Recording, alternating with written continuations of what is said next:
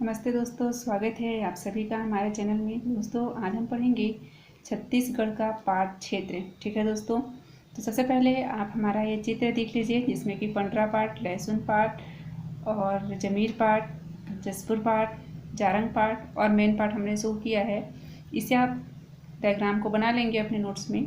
चलिए दोस्तों, तो सबसे पहले हम शुरुआत करते हैं सामरी पाट से, जिसका विस्तार बलरामपुर के सामरी कुसमी तहसील तक है। दोस्तों सामरी पाट दो पाटों से मिलकर बना है। पहला है जमीर पाट, जिसे छत्तीसगढ़ का बॉक्साइट कहा जाता है, जबकि दूसरा है लहसुन पाट। छत्तीसगढ़ का सबसे ऊंचा पाट है लहसुन पाट।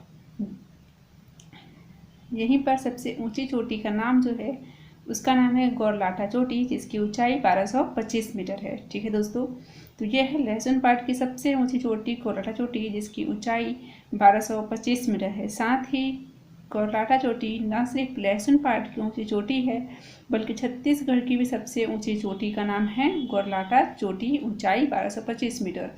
ठीक है दोस्तों, और साथ ही प्रदेश का सबसे ऊंचा पाट क्षेत्र भी लहसुन पाट है।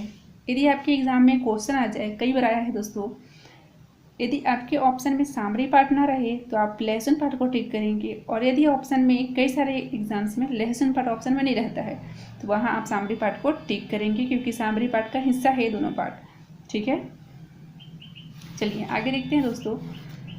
जसपुर पाट, तो छत्तीसगढ़ का सबसे बड़ा पाट है जसपुर पाट, ऊंचा पाट है सामरी पाट।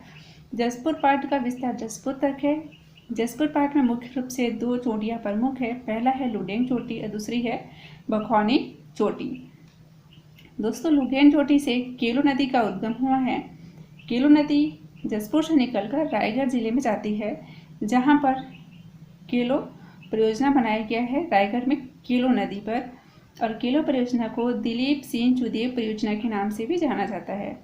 ठीक है दोस्तों, और केलो नदी रायगढ़ की जीवन रेखा नदी कहलाती है इसी कारण क्योंकि केलो परियोजना से रायगढ़ में सिंचाई कार्य और जलापूर्ति का कार्य होता है, इसलिए केलो नदी को रायगढ़ की जीवन रेखा नदी कहा जाता है। साथ ही लुडेंग को टमाटर की राजधानी भी कहते हैं।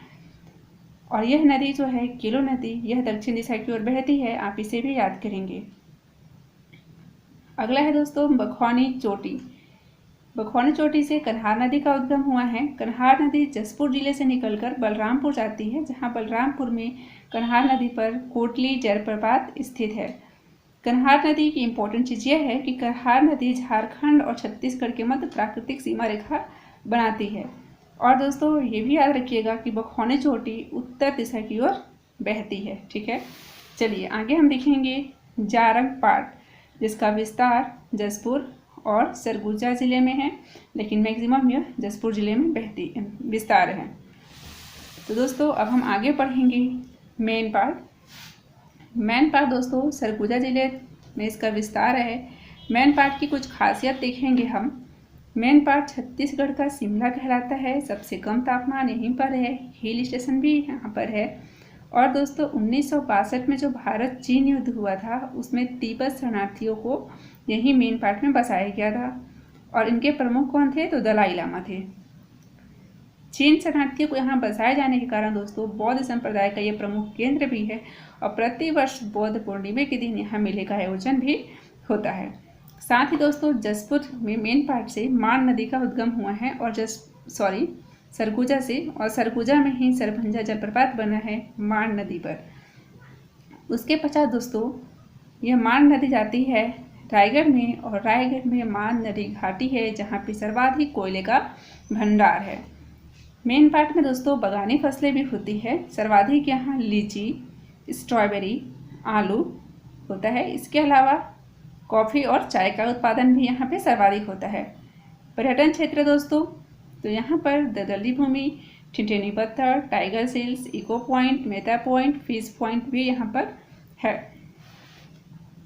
दोस्तों ये पर्यटन के नज़रिए से भी बहुत ही इम्पोर्टेंट है। साथ में ये क्षेत्र बहुत अच्छा है, छत्तीसगढ़ का शिमला भी कहलाता है। आप इम्पोर्टेंट चीज़ है, याद रखिएगा। रायगढ़ की मान नदी घाटी इम्पोर्टेंट है, ये याद रखिएगा। चलिए दोस्तों आगे देखते हैं हम पंडरा पाट, जिसका विस्तार जसपुर जिले में है। जसपुर के खुरिया खुर्जा पहाड़ी से दोस्तों ईप नदी का उद्गम हुआ है और ईप नदी के कण में सोने के कण पाए जाते हैं, जो कि मोस्ट इम्पॉर्टेंट है। ये ईप नदी में सोने के कण पाए जाते हैं। साथ ही यहाँ पे रानी का जलप्रपात है, जहाँ पर उड़ीसा की महारानी ने कूद कर अपना प्राण त्याग किया था, ठीक है, इसी स्थान से, तो उसका नाम पड़ा रानी का जलप्रपात। और पंडरापाड़ की खासियत बगानी फसलें भी है। सर्वाधिक बगानी फसलें दोस्तों पंडरापाड़ जसपुर में ही बोई जाती है, इस कारण इसे छत्तीसगढ़ का बगीचा भी कहा जाता है। ठीक है दोस्तों, तो आई होप आपको सब समझ आया हो। अब आपके लिए एक होमवर्क है दोस्तों कि 1962 में जो भारत चीन युद्ध हुआ, उस टाइम पे भारत के पीएम कौन थे, प्रधानमंत्री कौन थे, राष्ट्रपति कौन थे और एमपी के सीएम कौन थे, क्योंकि उस समय छत्तीसगढ़ कहाँ था, मध्य प्रदेश का हिस्सा था और 2000 में छत्तीसगढ़ राज्य अस्तित्व में आया था। तो दोस्तों आज के लिए इतना ही। आगे हम अपने नेक्स्ट वीडियो में छत्तीसगढ़ का मैदान पढ़ेंगे और मिट्टियाँ पढ़ेंगे। तो यदि आप हमारे इस चैनल से जुड़ना चाहते हैं और इसी तरीके का आपको वीडियो चाहिए, पढ़ना चाहते हैं, तो आप हमारे वीडियो को ज़रूर सब्सक्राइब करें और शेयर करें, ताकि इसका फ़ायदा दूसरों को भी मिल सके। क्योंकि लॉकडाउन में अभी क्लासेस तो नहीं चल रही है, बट आप इस नोट्स के माध्यम से पढ़ाई अच्छे से बेहतर कर सकते हैं। साथ ही साथ आप नोट्स भी बना सकते हैं। यदि आपको हमारा ये नोट्स अच्छा लगे तो इस टाइप का बना सकते हैं, और नहीं तो फिर इससे बेहतर भी आप कर सकते हैं। ठीक है दोस्तों, तो दोस्तों आज के लिए इतना ही। आगे हम अपना नेक्स्ट क्लास में मिलते हैं। सो आज के लिए थैंक यू।